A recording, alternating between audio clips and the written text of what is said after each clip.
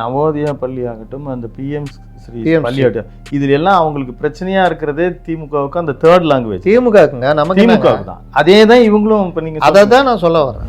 Ramsar அந்த சதுப்பு நிலத்துல அவ்வளோ தூரம் சுப்ரீம் கோர்ட்டே உத்தரவு போட்டு நான் செஞ்சே தீர்வேன்னு கட்டுறதுக்கு அனுமதி கொடுத்து, இந்த அனுமதியை இவர்கள் சொல்றாங்கல்ல சுற்றுலான்னு கூட தெரியாத ஒரு அமைச்சர்னு அவர் தான் ரத்து பண்றாரு. நீங்க ஒன்றும் பெருசா பேச்சாளிகள்லாம் கிடையாது, சொல்லின் செல்வர்கள்லாம் கிடையாது, சும்மா உருட்டுறது இவர்களை பத்தி. இவர் நீங்கள் சொல்கிறாரு, ஸ்கிரிப்டை எழுதிட்டு வந்து படிக்கிறாரு. உங்கள் அப்பா என்ன பண்ணார்? தன்னை மறந்து அந்த பெண்ணு யார் கூட இருக்கிறவங்க கூட தயங்கிக்கிட்டு நிற்பான். என்னடா நம்ம இதுலேயே கிடையாது இந்த மாதிரி டான்ஸ் ஆடுறதுலாம் அப்படின்னு காங்கிரஸ்காரன். இவர் தன்னை மறந்து அந்த பொண்ணு ஸ்டெப்பு போகிறத பார்த்துட்டு இவர் இது பண்ணுவார். அதை பார்த்துட்டு அந்த லேடி இன்னும் கொஞ்சம் அதுக்கு தெரிஞ்சது ஸ்டெப்பு போகிறது மட்டும்தான். அதுக்கு நான் அரசியலாக தெரியும். உயர்கல்வித்துறையா, அது எவ்வளோ பெரிய டிபார்ட்மெண்ட். அது உட்காந்து குத்தாட்டம் போட்டுனுக்குற போய் எங்கேயா கோயில் திருவிழாவில் போய் ஆடு. அறத்தல் நேயர்களுக்கு இனிய வணக்கம். நடப்பு அரசியல் நிகழ்வு குறித்து பேசுவதற்கு மூத்த பத்திரிகையாளர் திரு முத்தலீஃப் அவர்கள் எழுந்திருக்கிறார். சார் வணக்கம். வணக்கம். இப்போ 2 நாட்களாக, அதாவது ஒர்க்கிங் டேஸில் மேகதாட்டு அணை வந்து ரொம்ப பெரிய ஒரு பேசுபொருளாக இருந்ததில், ஒரு கடைசி நேரத்தில் எதிர்கட்சி தலைவர் கொடுத்த அதாவது புதிய ஆணையம், நாங்கள் வந்து அட்வொகேட் ஜெனரல் வில்சன் மாதிரியான சீனியர்லாம் வச்சு ஒரு புதிய ஆணையம் இதுக்கு மட்டும் அப்படின்னு சொன்னதை, அதை ஏற்றுக்கொண்டதே கூட்டணி மார்க்சிஸ்ட் கம்யூனிஸ்ட்லேருந்து பாமக முதல் கொண்டு எதிர்க்கிறார்கள். இந்த இடத்துல வந்து வைகோ அவர்கள் கூட குறிப்பிட்டிருந்தார், அவர் எதிர்கட்சி தலைவருக்கு என்ன தெரியும், முதலமைச்சரை குழப்பிட்டார் அப்படின்னு வைகோ அவர்கள் சொல்கிறார். அப்படி தானே? அதான் உண்மை. நீங்கள் ஆணையன்றது இவர் குழம்பி போய் சொன்னது, அப்புறமா திருத்திக்கிட்டார், நடுவர் மன்றம் மாற்றிக்கிட்டார். யார்? ஆதவ அர்ஜுனா.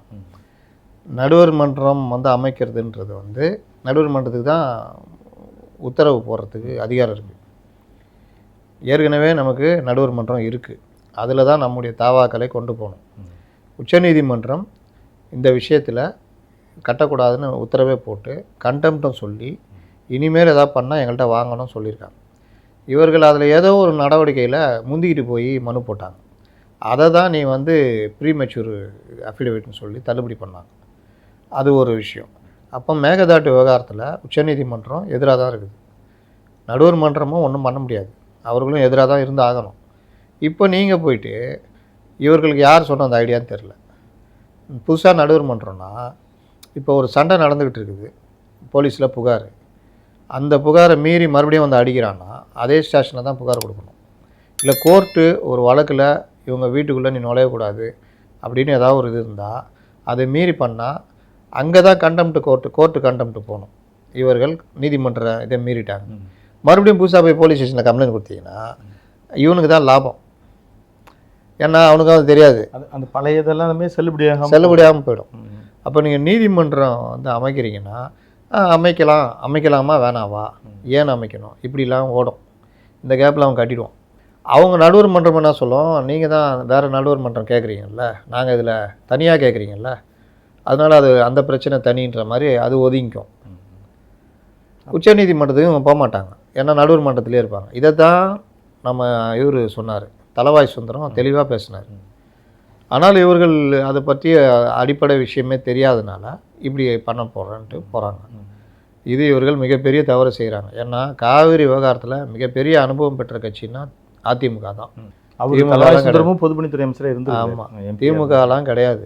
திமுக ஒரு இதை கூட கிள்ளி போடல, பேசிக்குவாங்க அப்படி பண்ணுன்னு. நீங்கள் பார்லிமெண்ட்டில் 39 எம்பி வச்சுக்கிட்டீங்க தமிழ்நாட்டு சார்பாக.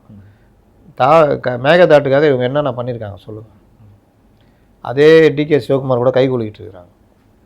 அதனால் இவர்கள் அதற்கான லாய்க்கான ஆள் இல்லை. இது கரெக்டாக பண்ணோன்னா அதிமுக எடப்பாடி பழனிசாமி இவர்களுடைய சொல்கிற யோசனை தான் கேட்கணும். இது தேவையில்லாமல் வேறு ஆள்களை கொண்டு போய் கொடுத்துட்டு அவங்கள கட்ட விடுற வேலையை பண்ண போகிறாங்க. இதில் இன்னொன்று குறிப்பிட விரும்புகிறேன், பாமகவும் இதை எதிர்க்குது. பாமக கணேஷ் சௌமியாவும் சரி கணேஷ்குமாரும் சரி விரிவாக பேசணும், ரொம்ப தெளிவாக சொல்லியிருந்தாங்க. அவர்களை விடவா இந்த அரசு ஒழுங்காக நடக்கணும்னா அன்புமணி ராமதாஸுடைய ஆலோசனை கேட்கணும். பல விஷயங்கள்ல அவர் கரெக்டாக சொல்லுவாங்க. அவங்க சட்டமன்றத்தில் கூட இந்த மேகதாட்டு விஷயங்கள்ல திருமதி சௌமியா மட்டும்தான் தெளிவாக பேசுறாங்க. கணேஷ்குமார் சௌமியா 2 பேரும் நல்லா பேசுனாங்க.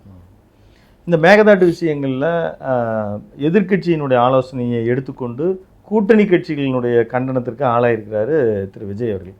அதே நேரத்தில் திருப்பரங்குன்றம் தீபம் ஏற்றும் விஷயத்தில் கூட்டணி கட்சிகள் ஒருவேளை அதிருப்தி தெரிவிக்கணும் கோர்ட்டு தீர்ப்பை செயல்படுத்துவதற்கு தயங்குறாரா? அது இவர்கள் திமுகவுடைய ரிப்ளிகாவாக பல இதில் இருக்கிறாங்க. இவங்களுக்கு ஒரு பயம் இருக்குது.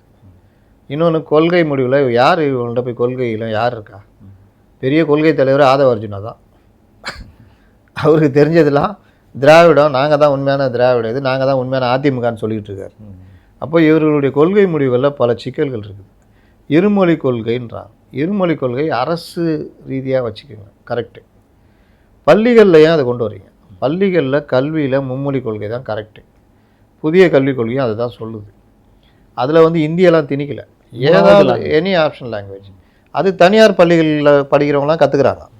கவர்மெண்ட்டுக்கு அமல்படுத்த மாட்டேன்னு முந்தைய அரசு, திமுக அரசு மாதிரி நீங்களும் இருந்தீங்கன்னா இன்னொரு தலைமுறையும் பாலாகும். 3வது மொழி தெரிஞ்சிக்காமே போவாங்க. இன்றைக்கி போட்டி நிறைந்த உலகம். நீங்கள் பல விஷயங்களில் நீங்கள் மொழி ஒரு முக்கியமான ஒரு இதுவாக இருக்குது. டெக்னாலஜி தெரிஞ்சுக்கிறது ஒரு முக்கியமான இருக்குது. இது ஒன்று. நீட்டுன்றது ஒரு சட்டம் நிறைவேற்றி அது இந்தியா முழுதுமான பொது தேர்வு. அதில் வந்து கிராமப்புற மாணவர்கள் பாதிக்கிறார்கள். இதுன்னு எந்த கிராமப்புறம் இல்லை, அது பாதிப்பதுக்கான ஒரு 7.5% கொடுத்துருக்காங்க. ஆனால் நீட்டு விஷயத்தில் வந்து நிறைய மாணவர்கள் இன்னுமே அந்த தகுதிப்படுத்தாமல் இருக்கிற. தகுதிப்படுத்துறது யார் பண்ணணும்? இன்னும் நீங்கள் உட்காந்துட்டு சமச்சீர் கல்வி அதுன்னு ஓடி இருந்தீங்கன்னா என்ன வருது? நீங்கள் சயின்ஸு குரூப்பில் என்சிஆர்டி சிலபஸை ஒரு 9ஆம் கிளாஸ்லேருந்து உள்ளே கொண்டு வரணும். நவோதயா பள்ளிகளை அவங்க ரெடி பண்ணி அவங்களே தரேன்றாங்க. நீங்கள் இடத்த கொடுத்தா மட்டும் போதும். ஒவ்வொரு மாவட்டத்திலையும் 2 நவோதயா பள்ளி போட்டாலே உங்களுக்கு அந்த மாணவர்கள் நவோதயா பள்ளி ஆகட்டும், அந்த பிஎம் ஸ்ரீ பள்ளி ஆகட்டும், இதுல எல்லாம் அவங்களுக்கு பிரச்சனையா இருக்கிறதே திமுகவுக்கு அந்த தேர்ட் லாங்குவேஜ். திமுகவுக்குங்க, நமக்கு திமுகவுக்கு தான். அதே தான் இவங்களும். இப்போ நீங்கள் அதை தான் நான் சொல்ல வரேன். திமுக இருந்துட்டு போட்டாங்க. அவங்க வீட்டு பிள்ளைங்களாம் ஹிந்தி படிக்கும், அவங்க வீட்டு பிள்ளைங்களாம் சிபிஎஸ்சி ஸ்கூலில் படிக்கும், அவங்க சிபிஎஸ்சி ஸ்கூல் நடத்துவாங்க, அதில் 3 லாங்குவேஜ் இருக்கும். ஆனால் எங்கள் வீட்டு பிள்ளைங்க, ஏழை பிள்ளைங்க 2 மொழி தான் கற்றுக்கணும். அவங்களுக்கு எந்த வசதியும் பண்ணி தர மாட்டோம், எந்த சிலபஸையும் பண்ண மாட்டோம். ஆனால் அவங்க வீட்டு பிள்ளைங்க படிக்கிறதுலாம் என்சிஆர்டி சிலபஸ்லேருந்து எல்லாம் இருக்கும். இது எப்படி? இந்த முட்டாள்தனத்தை இவங்க புரிஞ்சிக்கணும். இதை நாங்கள் பண்ண மாட்டோம். நாங்கள் பிஎம்சி ஸ்கூல்னாங்க கேவி கேந்திர வித்யாலயம் இருக்க. இன்றைக்கி ஏழைகள் கூட கேந்திர வித்யாலயம் எப்படியா சேர்த்துட முடியுமான்னு பார்க்குறாங்க. ஆனால் அது அரசு ஊழியர்களுக்கு தான் பெரும்பாலும் முன்னுரிமை, மத்திய அரசு ஊழியர்களுக்கு. அப்போ கேந்திர வித்யாலயம் சேர்க்குறோம், 8000 ரூபாயில் முடிஞ்சிடும் ஃபீஸு கீஸ் எல்லாமே. ஆனால் இதே ஒரு சிபிஎஸ்சி ஸ்கூலில் கொண்டு போய் சேர்க்கணுன்னா இன்றைக்கி மெட்ரிக் ஸ்கூல்லேயே 60,000 70,000 ஃபீஸாம். சிபிஎஸ்சியில் 1.5 லட்சம் 2 லட்ச ரூபா ஃபீஸ் யார் படிக்க வைக்க முடியும்? ஆனால் அதே சிலபஸ் அதே மாதிரி இதுன்னா இது பிஎம்சி ஸ்கூலு, பிஎம்சி அடுத்து நவோதயா பள்ளிகள். அது வரதா எனக்கு உங்களுக்கு என்ன இருக்குது? சென்ட்ரல் கவர்மெண்ட் பள்ளிங்க வரப்போகுது. 3வது லாங்குவேஜ்னா சிபிஎஸ்சி ஸ்கூலில் பணம் வசதி உள்ளவன் படிக்கிறான், வசதி இல்லாதவன் பிஎம்சிலையும் நவோதயாலையும் படிச்சுட்டு போட்டோம். உங்களுக்கு என்ன பிரச்சனை இருக்குது? அவங்களுக்கு பிரச்சனை இருந்தது, இதை வச்சுட்டு உருட்டிக்கிட்டு அரசியல் பண்ணியிருந்தாங்க. உங்களுக்கு என்ன இருக்குது? நீங்கள் ஏன் தயங்குறீங்க? அப்போ இந்த விஷயம் ஒன்று. அதே மாதிரி நீட்டுக்கு வந்து நீங்கள் இந்த பிஎம்சி நவோதயெல்லாம் திறந்தீங்கனால பல சிலபஸ் ஏழை குழந்தைகளுக்கு போய் சேரும். அதையும் தாண்டி நீங்கள் உங்கள் பள்ளி கல்வி இதில் அந்த சயின்ஸ் குரூப்பில் மட்டும் இந்த மாதிரி சிலபஸை கொண்டு வாங்க, அப்டேட் சிலபஸ் கொண்டு வாங்க. அதை படிக்கிற மாணவர்கள் தெரிஞ்சுக்க போகிறான். அதையும் தாண்டி மாவட்டத்துக்கு 2 நீட் பயிற்சி மையம் வைங்க. நீட்டில் பிரச்சனையே என்ன? பயிற்சி மையம் அடிக்கிற கொள்ளை. அப்போ அரசு பள்ளி மாணவர்களுக்கு மாவட்டத்துக்கு 2 பயிற்சி மையம் தரமான ஆட்களை போட்டு பயிற்சி கொடுக்குறோன்னு பண்ணுங்கள். இவங்க பேருக்கு பண்ணியிருந்தாங்களே, அதை சைதாப்பேட்டெலாம் இருக்குது, பேருக்கு இருக்குது, சென்னையில் இருக்குது, பேருக்கு பண்ணுறது. அது இல்லாமல் மாவட்டத்துக்கு 2 நான் பண்ணுவேன்னு சொல்லுங்கள் நீட் பயிற்சி மையம். வேறு லெவல் போகலாங்க. உங்களுக்கு பெரிய நீட் என்னைக்கு ஒழிஞ்சிட்டு போட்டோங்க, அது வரைக்கும் நாங்கள் இதை கொண்டு வரோம் எங்கள் மாணவர்களுக்காகனா என்ன பிரச்சனை இருக்குது? இப்போ அது மாதிரி திருப்பரங்குன்ற விஷயத்தில் அதை தான் சொல்ல வரேன். திருப்பரங்குன்ற விவகாரத்தில் என்ன பிரச்சனை? உங்களுக்கு தான் பிரச்சனை. நீங்கள் அதை மோதலாக மாற்ற பார்த்தீங்க. அதை வைத்து நீங்கள் பாஜகவுக்கு எதிரான வாக்குகளை நீங்கள் அல்றதுக்கான வேலையை பண்ணீங்க. இஸ்லாமியர்கள் இதில் உள்ளுக்கே வரல. ஆனால் உங்கள்கிட்ட இருக்கிற நவாஸ் கனி போய் அங்கே பிரியாணி சாப்பிட்டார். அது தேவையில்லாத வேலை. நல்ல வேலை, பெரிய அளவில் மோதல் நடக்கலை. ஆனால் அங்கே இருக்கிற இந்துக்கள் என்ன கேட்குறாங்க? இங்கே ஏற்றுற தீபம் தெரியல, அந்த தீபத்தூணில் ஏற்றுக்கன்றாங்க. நீதிமன்றமும் போய் ஜட்ஜே நேராக போய் பார்த்துட்டு இது அந்த தர்காவுக்கு இதுக்கு பிரச்சனை இல்லை, இது இப்படி வந்தாலும் பாதை வேற, அங்கே ஏற்றுறதுல தப்பு இல்லை. இது வந்து மோட்ச தீபம் ஏற்றுற இடம், மலை உச்சியில் ஏற்றி கொடுங்க அப்படின்றது தான் உங்கள். ஆமாம், அதனால் பண்ணி கொடுங்கன்றாங்க. அங்கே ஒரு கோயில் இருக்குது, ஏற்றுறாங்க, முடிஞ்சு போகுது. அந்த தீபத்தூணில் ஏற்ற போகிறாங்க. இவர்கள் இதில் பிடிவாதம் பிடிச்சிக்கிட்டு எப்படி இந்த நீட்டு இந்த மாதிரி விஷயம் இந்த மாதிரி பிடிவாதம் பிடிச்சிக்கிட்டு அது வந்து தீபத்தூணே கிடையாது, அது இது எல்லைக்கல் தினம் ஒன்று சொன்னாங்க, அது இது கல்லுன்றாங்க. அப்புறம் எல்லைக்கல் இஸ்லாமியர்கள் மத மோதலாயிடும்னா எப்படி ஆகும்னு கேட்டால் இரு மத மோதலாக மாறும், எப்படி மாறும்னு கேட்டால் அதுக்கு பதில் சொல்ல தெரில. அண்ணாமலை போன்றவர்கள் இதில் தெளிவாக சொன்னாங்க, எங்கேயுமே இஸ்லாமியர்கள் எதிர்க்கலை, எங்கேயாவது எதிர்த்தாங்களா? ஆனால் இவர்கள் வசதிக்காக தர்கா நிர்வாகத்தை கோர்ட்டில் அஃபிடவிட் இதில் சேர்க்குறாங்க. முதல்ல ஒத்துக்கிட்டவங்கள மறுபடியும் போய் சேர்த்து இவர்கள வலுக்கட்டாயமாக சேர்க்குற வேலையை பண்ணுறாங்க. அப்போ இந்த மாதிரி விவகாரத்தில் இதை ஒரு மத மோதலாக மாற்றுறதுக்கு ட்ரை பண்ணது அரசு தான். ஏன் சொல்கிறேன்னா, நீதிமன்றம் உத்தரவிடுது, நீங்கள் ஏன் டிவிஷன் பெஞ்சுக்கு போகல?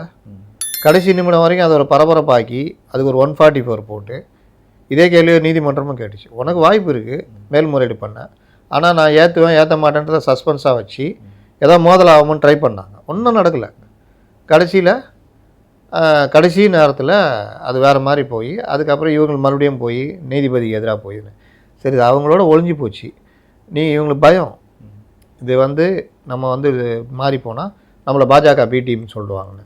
அதான் பாஜகவோட தான் அவங்க தான் கைகோர்க்க போகிறாங்களா, உங்களுக்கு என்ன பிரச்சனை இருக்குது, எடுத்து அடிங்களா. இப்போது தொடர்ந்து நீங்கள் பார்த்துருக்கிற அரசாங்கத்தில் பள்ளிக்கல்வித்துறையில் வந்து நாங்கள் எந்த வகையிலையுமே பணம் ₹1 கூட வாங்கலைங்க, வாங்கலை. அதே மாதிரியான கட்டணங்களில் நடைமுறைப்படுத்தணும் அப்படின்னு டிரான்ஸ்பரன்சி வேணும்னு நிறைய பேர் நடுநிலையாளர்கள் சொல்கிறாங்க. இது மாதிரி பொதுப்பணித்துறை ஆகட்டும் லஞ்சங்கள் குறைக்கப்பட்டிருக்கிறதா நீங்கள் பார்க்குறீங்களா? கண்டிப்பாக பார்க்குறேன். ஏன்னா பல துறைகளில் பள்ளிக்கல்வித்துறையாக எடுத்துக்கங்க, சிபிஎஸ்சி ஸ்கூலு, மெட்ரிக் ஸ்கூலு, அதுக்கு 25 லட்சம் 35 லட்சம் ரினியூவலுக்கு இந்த தடவை எல்லாருக்கும் மெயில் போயிடுச்சு. வரது ஃபார்ம்லாம் ஃபில்லாம் கிடையாது, ரெனியூவல் மெயில் போய் முடிஞ்சிடுச்சு. சந்தோஷமாக இருக்காங்க. அந்த அந்த சங்கத்துடைய மெட்ரிக் சங்கத்துடைய நந்தகுமாரை பேட்டி கொடுக்குறாரு. சும்மா துட்டு கொடுத்துருவாங்களா, இல்லை அரசு சொல்லுவாங்களா? அவங்களுக்கு ஆதாயம் இருக்குன்னா சொல்கிறாங்க. பத்திரப்பதிவு, இன்னும் பல துறைகளில் நான் அப்ளை பண்ண உடனே கிடச்சி. 15 வருஷமாக அந்த திமுக கவர்மெண்ட்டில் இதில் நான் போராடினேன், இந்த கவர்மெண்ட் வந்து அப்ளை பண்ண உடனே கிடச்சிச்சின்னு ட்வீட் பண்ணுறாங்க. இது அதே மாதிரி கோயில் விவகாரம், அதே மாதிரி ட்ரான்ஸ்ஃபர் ஆசிரியர்கள், மருத்துவத்துறையினர், இதெல்லாம் வந்து அவங்களுடைய ட்ரான்ஸ்ஃபரு, கவுன்சிலிங் எல்லாமே கவுன்சிலிங் முடிச்சுட்டு அதுக்கு கவுன்சிலிங் முடிஞ்சதை அமுல்படுத்துறதுக்கு 2-3 நாள் ஆகும். ஏன்னா அந்த 2-3 நாளில் வேறு எவனாவது ஜாஸ்தி காசு கொடுக்குறவன், இந்த மாதிரி பல விஷயங்கள். அதனால் இந்த தடவை கவுன்சிலிங் முடிஞ்ச உடனே ஆர்டர் போட்டணும். அந்த அளவுக்கு இன்றைக்கி 229 பேர் டாக்டர்கள், பேராசிரியர்கள், மருத்துவத்துறை பேராசிரியர்கள் பணிக்கே வராமல் சம்பளம் வாங்கிட்டு இருக்கிறாங்க. அதெல்லாம் கண்டுபிடிச்சிருக்காங்க, அறப்போர் இயக்கம் கொடுக்குது. ராம்சார் அந்த சதுப்பு நிலத்தில் அவ்வளோ தூரம் சுப்ரீம் கோர்ட்டே உத்தரவு போட்டு நான் செஞ்சே தீருவேன்னு கட்டுறதுக்கு அனுமதி கொடுத்து, இந்த அனுமதியை இவர்கள் சொல்கிறாங்கல்ல சுற்றுலான்னு கூட தெரியாத ஒரு அமைச்சர்னு அவர் தான் ரத்து பண்ணுறாரு. அவருக்கு அந்த நேர்மை தெரிஞ்சால் போதும். துறை பற்றி தெரிஞ்சிருந்தா பெரிய உங்களை மாதிரி நீங்கள் ஒன்றும் பெருசாக பேசலாம் தான் வந்துச்சு அவருக்கு. நீங்கள் ஒன்றும் பெருசாக பேச்சாளிகள்லாம் கிடையாது, சொல்லின் செல்வர்கள்லாம் கிடையாது, சும்மா உருட்டுறது இவர்களை பற்றி. இவர் நீங்கள் சொல்கிறாரு ஸ்கிரிப்டை எழுதிட்டு வந்து படிக்கிறாரு. உங்கள் அப்பா என்ன பண்ணார்? அப்படியே நின்றுக்கிட்டு அப்படியே சிவி சண்முகம் மாதிரி பேப்பரை கையில் எல்லாம் பேசியிருந்தாரா? பேசினார் ஒரு காலத்தில் அவரால் முடியல, அவரும் எழுதி வச்சு படித்தார். பேசினாலும் அப்படியே அடிச்சு ஊற்றுறது தானுங்க. என்ன பேசினார்? அதான் அடிச்சு ஊற்றின்னு இருப்பார். இல்லை, இப்போ உதயநிதியும் இப்போ அதுவும் ட்ரோல் ஆகுது பார்க்குறீங்களா? 20 நிமிஷத்தில் 40 முறை பார்த்த உதயநிதி அப்படின்னு சொல்லி. வேற என்ன, நீங்கள் இப்படி காட்டினீங்கன்னா 3 வாரில் உங்களை நீக்கி இருக்குல்ல. ஸ்கிரிப்டை எழுதிட்டு வந்து படிக்கிறாருன்னா நீங்கள் என்ன எதிர்கட்சி தலைவராக நீங்கள் உங்கள் உரையை வந்து சும்மா குறிப்பு மட்டும் வச்சுக்கிட்டு பேசுனீங்களா? துண்டு சீட்டில் பேசுகிறேன். நீங்களும் உரையை படிக்க தானே செஞ்சீங்க. வெளியில் வந்து நாஞ்சில் சம்பத்தோட கிண்டல் அடித்தார். வெளிநடப்பு செய்வதை கூட துண்டு சீட்டில் எழுதி வைத்து கொண்டு எதற்காக வெளிநடப்பு செய்கிறோம் என்பதை படிக்கின்ற ஒரு தலைவனை இப்பொழுதுதான் பார்க்கிறேன்னு எதிர்கட்சி தலைவராக அந்த மு.க. ஸ்டாலினை கிண்டல் அடித்தார். இன்றைக்கி அதான் நடந்தது. எதுக்கு வெளிநடப்பு செய்கிறேன்னு ஸ்கிரிப்டில் எழுதி வச்சுதானே படிச்சிருந்தீங்க. வார்த்தைகள் என்னென்ன வார்த்தைகள் பயன்படுத்தினீங்க? உங்களுடைய கோபம், ஆற்றாமை எல்லாம் வெளிப்பட்டுச்சா இல்லையா? நீங்கள் சொன்னதில் ஏதாவது அரசியல் இருந்ததா? நான் அங்கே ரிப்போர்ட் வந்தால் கேட்பேன், சார் இவ்வளோ நேரம் பேசுனதா அரசியல் இருக்குதா? அரசியல் ரீதியாக எதாவது பேசுகிறீங்களா சார்? அவர் கோட்டு போட்டு வந்தார், சினிமா நாடகம், இன்னொரு இது. இவர்கள் எல்லோருக்கும் ஒரே ட்ரெண்ட் ஆக்குறாங்களாம், சினிமா நடிகர் இது எதுன்னு. இவர் பேசிடுவாராம், எல்லாரும் பேசிடணுமா. இதுக்கு ஒரு ஸ்ட்ராட்டஜி டீம் உட்காந்து வேலை செஞ்சுன்னு. அது அதிகமாக அவர் பேசுவதில்லை அப்படின்னு இன்றைக்கி பேசியிருக்காரு. இது போன்றதே தொடர்ந்து அவர் பேசினால வந்து அது சரியா இருக்கு. எதுக்குங்க பேசணும் பேசாதது அவங்களுடைய பாணிங்க. முன்னாலே அவங்க இப்போ அந்த பதாகையெல்லாம் எடுத்துட்டு வந்தாங்க. அதாங்க அது வந்து ப்ரொவோக் பண்ணுறதுக்காக பண்ணது. வாயை திறந்து பேசுங்கள் முதல்வரேனா, பதில் சொல்லுங்கள் முதல்வரேனா, ஓகே இன்னைக்கு பேசிட்டாரு. அடுத்து இப்போ இன்னைக்கு உடனே இன்னொரு இது வந்து பத்திரிகையாளரை சந்திக்காமல் இருக்கிறாரு. அதுதாங்க இவர்கள் ப்ரொவோக் பண்ணுறதுக்கும் இந்த மாதிரி 1 பைசா பெறாத விஷயங்களை பேசுறதுல தான் இவர்களுடைய அரசியல் இருக்குது. இதை தான் 50-60 ஆண்டு காலமாக செய்து வந்தார்கள். எம்ஜிஆருக்கு செய்தார்கள். ஜெயலலிதாவும் தான் பத்திரிகையாளரை சந்திக்கிறேன்னாங்க. ஆனால் ஒரு முதல்வராக ஜெயலலிதா எப்படி ஒர்க் பண்ணாங்க தெரியும்ல. கொடநாட்டில் போய் சொகுசு கொண்டாடுறாங்கன்னாங்க. கொடநாட்டில் அவங்க எவ்வளோ ஃபைல் இங்கேருந்து போவோம், எவ்வளோ ஃபைல் பார்த்தாங்க, ஆஃபீஸ் ஆக்கிட்டாங்க. அதிகாரிகளை கேட்டால் தெரியும். கொடநாட்டை அதிகாரிகளை கேட்டால் தெரியும் எவ்வளோ ஃபைல் பார்த்தாங்க, என்ன பார்த்தாங்கன்னு. ஜெயலலிதா எங்கே இருக்காங்கன்னு தெரியாது. ஆனால் அவங்க கண்ணு எல்லா இடத்துலையும் இருந்தது. அது உளவுத்துறையாக இருந்தது, பத்திரிகையாக இருந்தது, அதிகாரிகளாக சந்திக்க முடியாத முதல்வர் அப்படின்னு சொல்லி அப்படிலாம் சொன்னாங்க. ஆனால் அவங்க சட்டசபையில் வருவாங்க, பத்திரிகையாளர் பேசுவாங்க, எல்லாம் தான் நடந்தது. ஒவ்வொருத்தரும் ஒவ்வொரு பாணி. எம்ஜிஆரை சொன்னாங்க பத்திரிகையாளர்களை சந்திக்கலன்னு. எம்ஜிஆர் பத்திரிகையாளர் சந்திப்பார், நல்லா சந்தித்து நல்லா பேசுவார். திடீர்னு சந்திக்க மாட்டார். அது அவருடைய இஷ்டம், அவருடைய பாணி. கலைஞர் மாதிரியே பேசணுன்னா கலைஞர் எம்ஜிஆர் மாதிரி தானம் பண்ணுவாரா? நான் கேட்குறேன். ஒவ்வொருத்தர் இவரை மாதிரி விஜய் மாதிரி உதயநிதி பண்ணோன்னா சினிமாவில் நீங்கள் 2 பேரும் ஒரே மாதிரியா பண்ணீங்க? இல்லை அவர் மாதிரி எதாவது பண்ண முடிஞ்சுதா? ஒவ்வொருத்தருக்கும் ஒவ்வொரு பாணி ஒவ்வொரு இது இருக்குங்க. சில அமைச்சர்கள் நிறையா வந்து அவர்கள் செயல்பாடை ரீல்ஸ் எடுத்துக்கிறாங்க. இன்னும் சொல்லப்போனால் உயர்கல்வித்துறை அமைச்சர் திரு விஸ்வநாதன் ஒரு பாட்டுக்கு குத்துப்பாட்டுக்கு டான்ஸ் ஆடினார். இப்போ அதையுமே பேஸ் பண்ணி சொல்கிறார். சில பேர் வெளியவே வரக்கூடாது, இதுதான் நிலைமை. தெரியும், கூட்டணி கட்சி காங்கிரஸ் கட்சி, காங்கிரஸ் பேரிக்கா இயக்கம், கொஞ்சமாவது ஒரு இன்னும் கூடிய சீக்கிரத்தில் சட்டம் பெரிய விசில்.